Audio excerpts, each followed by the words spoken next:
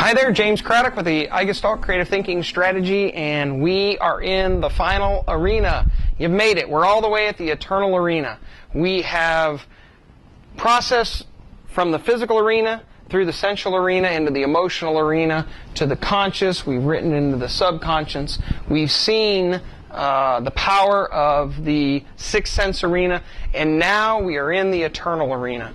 And without this eternal arena, we don't have an end cap. The physical on one end and the eternal on the other is what allows us to resonate as human beings.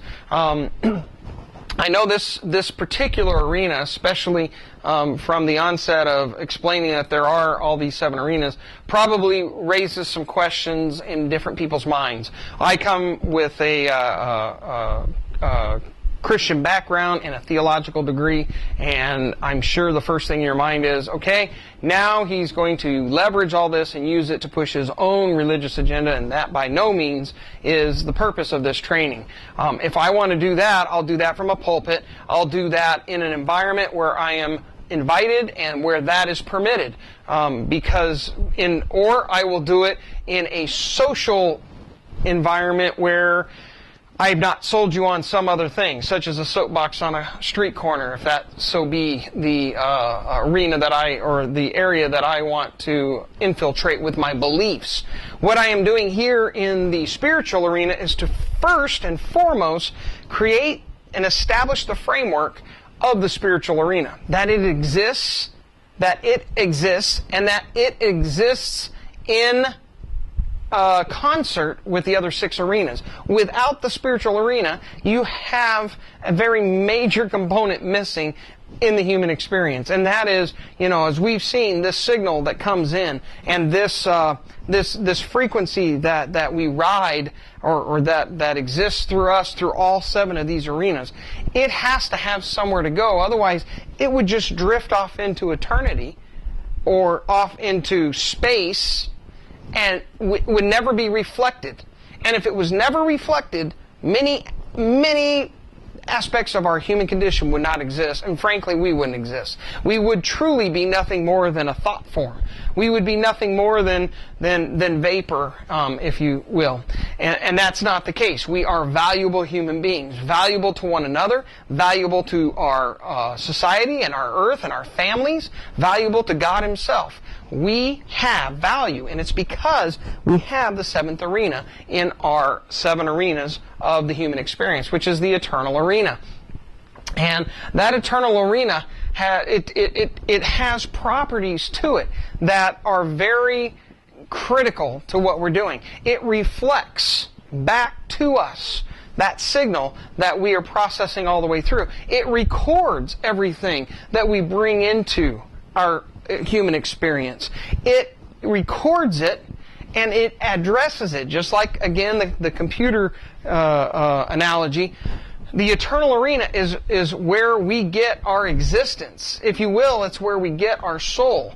When we are created, an address is written down, and that address is our existence, and below it is a record of everything that we've ever allowed to come into our 5 senses. And from that record, we actually, just like with the subconscious, we're able to reflect against it, which is why religious dogma, theories, or truth, or however you want to perceive it, which is why things of a spiritual nature are confitted to that arena, and they dictate our reaction to the physical world.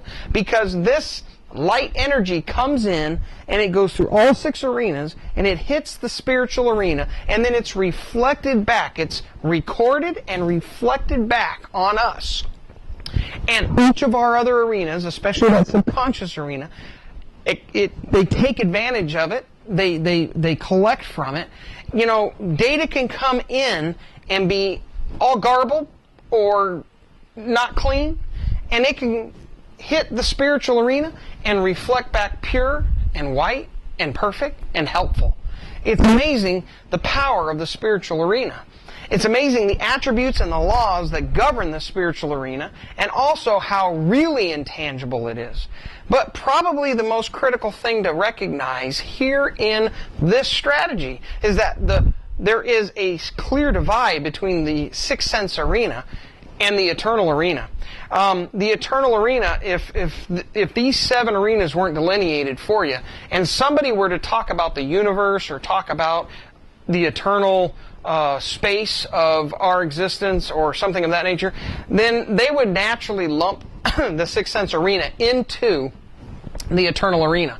And they would naturally lump the fact that all the information that exists, it must exist in the eternal arena. It must exist in this universe, which is kind of how we play it out now. The law of attraction very much plays onto the fact that the universe is going to respond to you. And what we do is we break that down a little more and say, well, yes, but part of it's because the sixth sense arena contains everything that you're trying to go after. And when you set yourself in a positive frame of mind and you start using the law of attraction to bring certain things into your frame of mind and into your frame of vision, and then your subconscious starts reacting to it, and before you know it, you're actually programming your conscience. You're programming your subconscious to give commands to your conscience that ultimately cause you to go out and make the $50 million that you visualized. What you're truly doing is you're building rods of knowledge and establishing, per the I Gestalt creative thinking strategy, you're establishing a specific, you're processing a specific set of plans and establishing a mindset that reaches into the sixth sense arena and pulls down the necessary idea, puts it in the subconscious, processes it, gets it into the conscience, and then affects you, and then out you go and you do it. We're both saying the same thing, but we're saying it from 2 different perspectives. However, the eternal arena plays a great part in that it washes in the moral responsibility with each and every action that we take. Or it also can wash in the immoral lack of responsibility that we may or may not take, and that in itself has an impact on how we're processing signals in each and every one of the arenas. And like I said before, it's very important that we have a very stable synthesis between each of the arenas. And if our spiritual arena has absolutely no depth, and our spiritual arena we have not spent any time consecrating, well, then what's going to happen is this signal could come flowing through nice and smooth until it gets to that arena, and it could either get absorbed and never properly reflected, or it could be reflected with additional, very powerful overtones that you don't want infiltrating the other arenas, or it could very well be cleaned up and perfected and returned with some power that goes beyond the ability to muster it out of any of the other realms. And when I say that the eternal arena would encompass the sixth sense arena if you were talking about it outside of this model, is because we often think of all the knowledge and all the information and all of that being in God's possession and being in His, almost, if you will, in His heaven.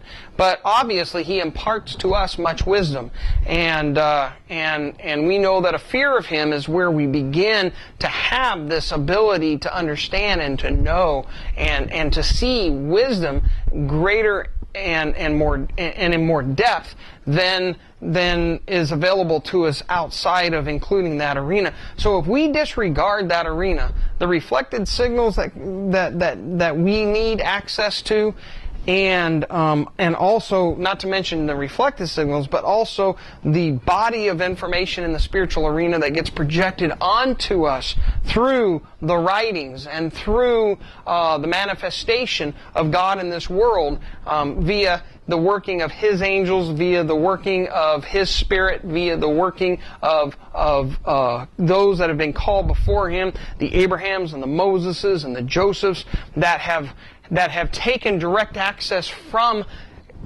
that arena and imparted it to the world. We miss out on all of that. And if at this point in the video or this point of the training you're wanting to tune me out because maybe you come from a non-believing background in a single entity or in a God or in God, then you say, well, I'm going to disregard that aspect. Hear me out and let me explain to you this arena, so that when you see that this arena has, because I want you to see that this arena exists.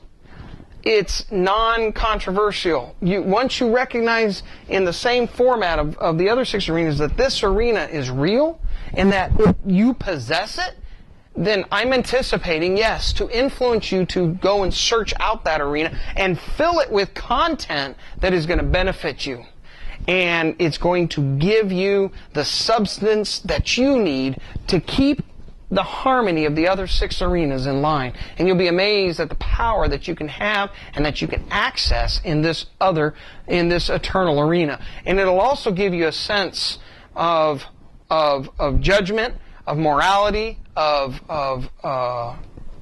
the fact that everything that we do pays a price. And if you want to look at it in light of whatever belief system or strategy that you have been taught, and you want to reflect upon it that way, that's an individual decision that you have to make, and that this arena will have to compel you to make. But by ignoring it and missing out on the fact that it exists, doesn't change the fact that it exists. It just keeps you from having access to what is truly the arena that closes the loop for the entire 7 arena human experience. And when you see that the physical arena is connected to that eternal arena, and the eternal arena is connected to the physical, and it's the only way that it can be, that the physical arena can be affected by any of these other arenas, you'll start to be able to explain many of the unexplained phenomena that, regardless of who you are, it happens in your life. I don't think anybody, I'll put an age on it, at the age of 40, I don't think anybody that's lived 20 years can say they haven't seen some sort of a miraculous phenomena in their life. And maybe not initially, but if I stop you and say, have you ever just said, it all worked out? The older we get, the more we give the young people that very same admonition. It always works out. Relax. Have you ever come to the point in your life where you say, wow, the timing was incredible? Or something happens and you go, I just got by the skin of my teeth. These are all influences that are coming from that eternal arena. And the very nature of the eternal arena makes it possible. I say this with trepidation, and I want to say this very carefully, because it's definitely not, it could be misconstrued, but if you were to take the entity of God out of the eternal arena, and you were just to utilize the eternal arena for what it is and the reality that it exists, there is much benefit to be had. When you include God in the eternal arena, you're putting content into that container. Each of these arenas are nothing but containers. The content that we put in them is determined by each particular arena. The content that you put in your physical arena is wherever you put yourself. It's the physical world that you put around you. The content that's in your subconscious arena is determined by what you process through all the other arenas and recorded there and placed there. Same with the content of the eternal arena. It records everything you're doing, but also the content you place in it through your belief system and your worship system and your entity deity system or deified focus point, or your deity, whoever that may be. That is the content that goes in the eternal arena. And like I say in the training, we could have called that the spiritual arena, but that is referring to the content. We want to refer to the structure, so that when you recognize the structure, and you're able to manipulate the structure, then you can decide what content goes in it, and you can see how it affects all the other arenas, and how that signal that flows into the eternal arena and gets reflected and makes a difference in your physical arena. And from there, you can better judge what content needs to be in that arena, just as much as you can judge the content that's necessary in each of the other arenas. And all we're going to do when it comes to the iGestalt strategy is we're going to manipulate that content, and we're going to use some visualization to show you how to manipulate that content to an expected end. And when we get that big idea, we're going to bring it back and we're going to apply it in the physical realm. But that's nothing more, again, than allowing one arena to generate content that can later be used in another arena. So the eternal arena is just that. It's an arena, it's an environment, it's a container for the content that you're going to put in it. And it doesn't necessarily have to be religious content either. Spiritual teachers will tend to rely on some of the other arenas' content in order to impact the eternal content, eternal arena content. Sure, if you want to set me down and ask me my beliefs and what I believe ought to be in that container, I'm going to take you on a journey that's going to be Bible-based, and it's going to be very Christian-oriented. However, if you take me on a journey and it is an opposing viewpoint, I guarantee you I will learn something from the content that you're going to introduce to me that is in your eternal arena. And I'm probably going to make some application to that content and enrich my eternal arena. And then we could sit there and butt head to head about what we believe and what form of authority in our lives sustains what we believe, or we can cooperate one person to another and recognize that the harmony that is flowing in all 7 arenas, in my world, in my human experience, and in your human experience, they're both producing a field. And then that field is what we are interacting on. And if those two frequencies that are external to both of us, which is our personality, it's our spirit, it's our belief system, if they are copacetic, if they are compatible, then we are probably going to team up, and we're probably going to interact to a successful end. If they are not, then we're going to repel one another. If we try to force them one to the other, like two magnets putting the same poles together, if they're strong enough, you're going to create so much tension, you're never going to get them to go together, and you're going to wear out the hand that's holding each magnet as you press them together and push and push and push and push. And you can actually create some destructive counter frequencies if you wanted to get all scientific and look at it on that level, if you had these two magnets together. But that would be the result. You know, from that perspective, we are not all unified going to get along and be 100% on the same plane, because the content in our eternal arena varies, because the content in our subconscious varies, because the content in our physical arena varies. If you live in the Med or you live in the Holy Lands, you have a different influence on you on a daily basis than somebody that lives in Georgia of the United States. If you live in California, if you live in Northern California in Silicon Valley, you're a whole different breed of animal than the person that lives in LA around the Hollywood type of lifestyle. In fact, you go into LA, into the more economically prosperous areas. It's like walking into another world, but no different than if you go to New York or if you go to Texas, the heart of Texas. Every time we change our physical arena, we're changing the content that's there, and suddenly a whole new influence is imposing itself upon us. Am I required to interact on some human level with these individuals? Absolutely. We all should have a resonance of these 7 arenas that is conducive enough to compatibility. But if you take extreme enough polar opposites and you put them in close proximity one to another, you're no doubt going to get an explosion. And we need to be logical about that. Now, with that being said, imagine how that kind of a framework and how that kind of an awareness and a model of such can be utilized in the workplace to build teams. I mean, we do it with, we've broken down different personality types, and we've broken down people into different characteristics of type A and passive and all these different ways of framing who we are. The reality is we're doing nothing more than analyzing the synthesis of the 7 arenas per individual and determining where the coupling can be made and where the contributions are strongest in each individual.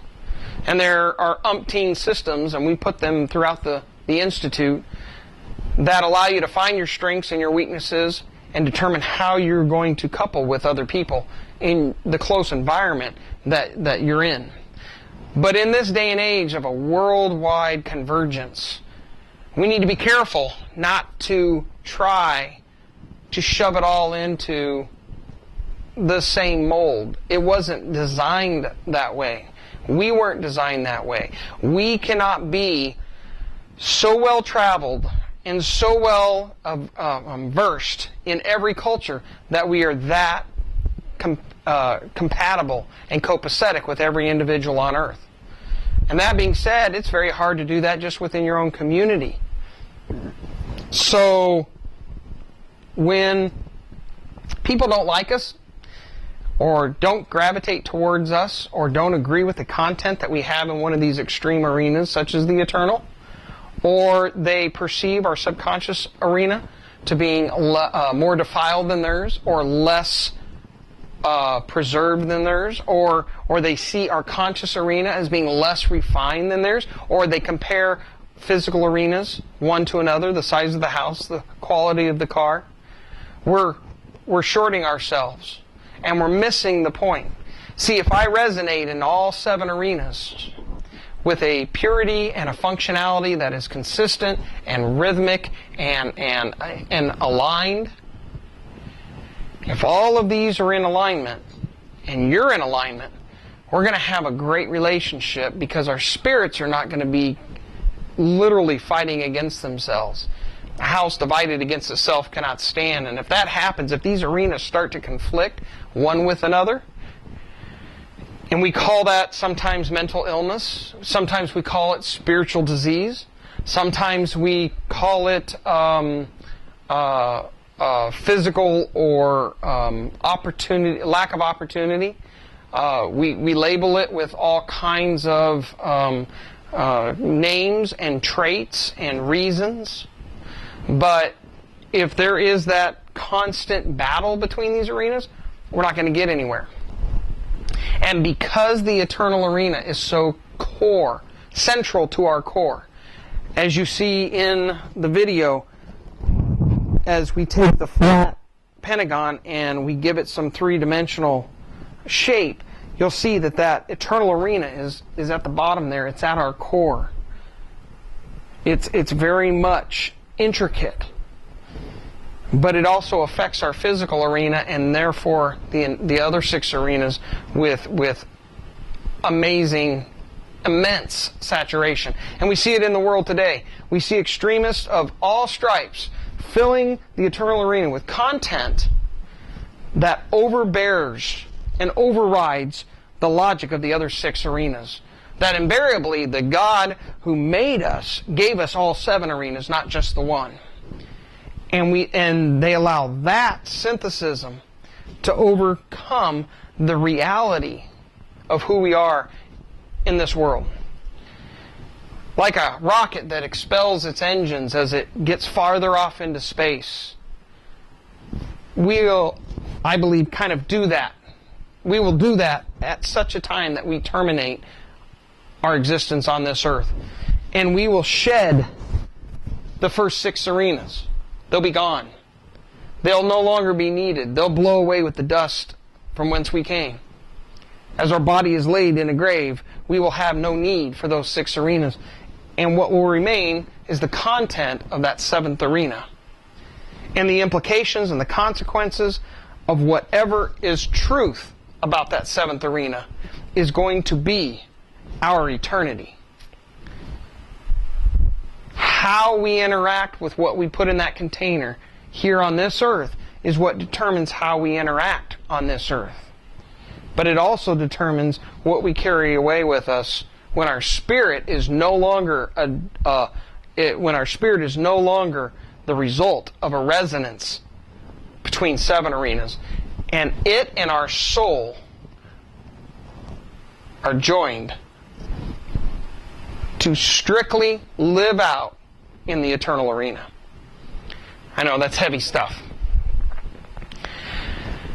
With that container in place, though, it gives purpose to our physical arena, and it gives balance to the arenas that are between it. And so as you understand and learn that container, I want you to be fully aware that it exists, and you need to address it, and you need to shore it up, and be firm and secure in what you believe, because that is the essence of everything that you're doing in this life. And as I present to you these thoughts and these philosophies and this doctrine of creative thinking, I never stop bearing in mind the eternal arena, which is a part of my makeup. And if I start to increase in knowledge in my subconscious and my conscious arena, I need to make sure I'm balanced in my spiritual arena. And if I have to, on a daily basis, feed my soul in my spiritual arena, my eternal arena, at the same time I'm feeding my other arenas, then I do, to ensure that I maintain this level horizon across all those arenas.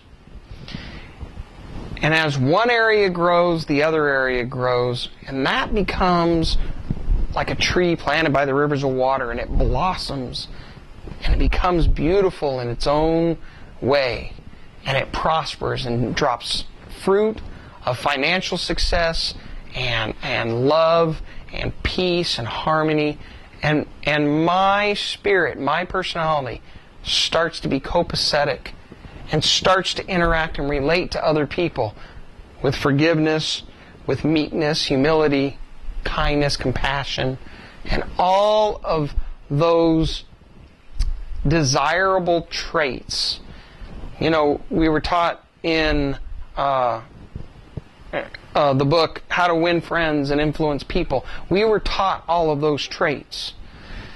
But you can't just force those traits. You've got to create this synthesis between these 7 arenas. And if you can harness them and then manage them, then the byproduct will be a beautiful spirit, one that is able to be congenial and beneficial to those that are around you. And then by way of all of this knowledge that we have on how people will, no man's an island, how those people around you are going to lift you up and boost you and move you to the next level. Those things all start happening as a byproduct of you working on these different arenas. And so, why take so much time to point out the eternal arena, and why be so concerned about it? Because it's the most distant arena from the things that we can physically see and touch and hold and have. It's the age-old battle between flesh and spirit. It's the age-old battle between materialism and those things that really matter. It's because that eternal arena exists, but because it's so distant from the lackadaisical ability just to only live in the physical arena and the conscious arena, and hardly ever to even consider the subconscious and the sixth sense and then the eternal. We're lazy. It's because it's so distant that we don't pay attention to it. It's a still small voice that we hear when that content speaks. It doesn't clamor. It doesn't appear in a visible form. It's distant, and we need to bring it more into our forefront, and we need to study it and make sure that we have a handle on it and a contribution to it on a regular basis and a deposit in it of content so that it can keep the balance. Like a fulcrum, we need to make sure there's as much weight on this end as in our physical end. If we have a balance of the spiritual with the physical, it's amazing how the two will cause a peace and a solidity and a harmony of the other arenas in between. And a byproduct of a strong, eternal arena and a very keen sense and organization of the physical arena will cause all the other arenas to be in line. Because the frequency comes in one arena, bounces off that one, and it oscillates. And it resonates throughout all the other arenas. And what ends up happening is if it's done right, is the eternal arena will establish your frequency, and the physical arena, the oscillation between the two, will become so well aligned that your spirit starts to become one with both of those arenas. And if we have that, well, then we do have the power of God in our lives. We do have the ability and the essence of all truth in the eternal, in the sixth sense arena and the eternal arena. And we have the craftsmanship to manifest it in the physical arena. And then that's just us. We take that spirit and we give it to somebody else. And we start to externally influence their arenas. And before you know it, if knowledge like this causes their oscillation to start to become aligned, it doesn't have to be high-powered. It just has to be smooth. Because then they can build it into a high-powered, smooth oscillation. But so many people, they can't get that oscillation straight because they don't want to admit that there's two ends of the spectrum, or they just don't know. Maybe you don't know. Maybe you just discovered it. Maybe I'm saying something that's causing your head to spin because you're going, wow, I'm putting together childhood understandings or maybe input that I got as a child that I never could quite figure out. Or maybe I've been studying different things and now all of a sudden they're really starting to make sense and that balance is coming to me. If you've made it this far in the training and you've allowed me to introduce you to the eternal arena and you've discovered that there is so much power in each of these arenas, but there's also a critical need for you to manage and get control of each of those arenas, please don't negate, don't miss out on the eternal arena. Include that with content and balance out your physical arena and pay attention to the other 7 arenas. And when you do that, your spirit is going to be so light, your joy is going to be full, your happiness is going to be evident, your interaction and relationship with people is going to be spot on, and you're going to be a nurturing substance. You know, love is a verb, it's an action word, it's something that perpetuates life. And what am I saying? The resonance of these 7 arenas of human experience, they are love. They are the rainbow. They are the red, orange, yellow, green, blue, indigo, and violet. What's the color of love? It's that color. It's white light. Because when you put them all together, you end up with something that's so beautiful and so fortifying that it can truly change the world. And when you go access that big idea using the strategy based on this resonance and this backdrop, the result is going to be you're going to change the world for the better. Because this eternal arena balances out the physical arena. In creativity, it lives in the sixth sense arena. And that's what this entire series is all about. Because we're not trying to get out of balance anywhere. We're trying to show you how to access this one new arena. We stand on the foundation that has been built, and we reach into that sixth sense arena, and yes, we are truly going to be at a capstone of human experience when we get to where we can harness that sixth sense arena. But we can never let it get out of balance with the reality of the eternal arena. And seeing as we are going to be putting more weight on this side of the fulcrum, as we understand that sixth sense arena better, we're going to need to balance it out more with the content that we put in this eternal arena, so that our physical world doesn't get out of balance. I say all that to say, thank you for going through these 7 arenas with me. I trust you explored it to the fullness of what I intended it to be. I trust that you are now in a frame of mind ready to dive into the iGestalt strategy and the principles, and that this is going to make a difference and an impact on your life. And then as you look throughout the Institute and you find all the other training seminars, we're going to build on these 7 arenas. I trust that they will make a difference in your life, and that you will share that difference with others, and you'll send them to this training, and you'll let them take advantage of it, and you'll motivate people towards these ends. And I hope that it breaks it down in such a way that it's no longer confusing. I want to lift the veil on some of the harder to discern aspects of life, and give you an advantage that will allow you to find your full potential and resonate between the 7 arenas in such a way that you can truly say, at the end of the day, on a daily basis, I found God's will in my life and I performed it. And that's a hard thing to grab hold of. But in this essence, I think it's tangible and doable. All right, go ahead and go through the training on the Eternal Arena, and we will then be launching right into the iGestalt Creative Thinking Strategy and teach you how to get a hold of that big idea, because creativity still is the sixth sense.